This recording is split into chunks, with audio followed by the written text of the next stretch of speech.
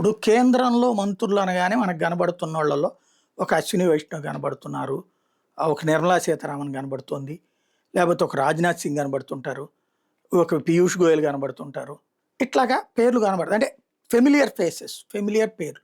వాళ్ళలో మనోళ్ళు లేకపోవడం మనకు బాధగా లేదా? దక్షిణాది నుంచి ఒక నిర్మలా సీతారామన్ ఉంది. ఆమె తెలుగింటి కోడలని సంతృప్తిపడాలి. కానీ ఒక డామినేటింగ్ సోర్స్‌గా దశాబ్దాల తరబడి ఒక వెంకయ్య నాయుడు నడిపారు. జాతీయ స్థాయిలో భారతీయ జనతా పార్టీ చూసినప్పుడు దక్షిణాది నుంచి ఆయన ఫేస్ కనబడుతుండేది. ఇప్పుడు మన కిషన్ రెడ్డి ఉన్నాడు, బండి సంజయ్ ఉన్నాడు. వాళ్ళు తెలంగాణకు పరిమితం అవుతున్నారు కానీ తెలుగు రాష్ట్రాలు, 2 తెలుగు రాష్ట్రాలను డామినేషన్‌గా లేదు. ఈవెన్ ఆంధ్ర టెంపర్‌మెంట్ అనేటటువంటిది అక్కడ కనిపించడం లేదు.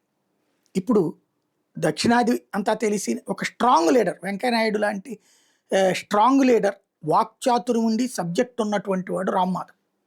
కాకపోతే వెంకయ్య నాయుడు గారికి తెలిసిన కొన్ని లక్షణాలు ఆయనకి లేవు. ఈయన నిజమైన నిఖార్సైన ఆర్ఎస్ఎస్ వాది. ఆర్ఎస్ఎస్ స్వయం సేవకుగానే సుదీర్ఘకాలం నుంచి చేస్తున్నాడు.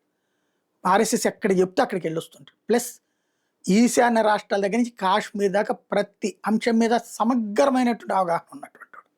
కాశ్మీర్ సమస్య పరిష్కారం మొత్తం ముసాయిదా తయారు చేసింది ఆయనే. ఆయన ఆధ్వర్యంలోనే ఆర్టికల్ 370కి సంబంధించినటువంటి ఇష్యూ క్లియర్ చేయగలిగింది. అలాంటి రామ్ మాధవ్కి మళ్ళీ ఆ మధ్యన పక్కన పెట్టారు ఒక 5 ఏళ్ల నుంచి. ఇప్పుడు మళ్ళీ ఇస్తున్నారా? తాజా బెంగళూరు కార్పొరేషన్ ఎన్నికలకి ఇన్ఛార్జిగా నియమించడం. అందులో బెంగళూరు కార్పొరేషన్ ఏదో 300 కార్పొరేటర్ సీట్లు ఉంది. అది ఈసారి బ్యాలెట్తో అన్నారు. ఇట్లాంటి సందర్భంలో బీజేపీ గెలిచిందంటే కనుక దక్షిణాది చరిత్ర మారిపోతుంది.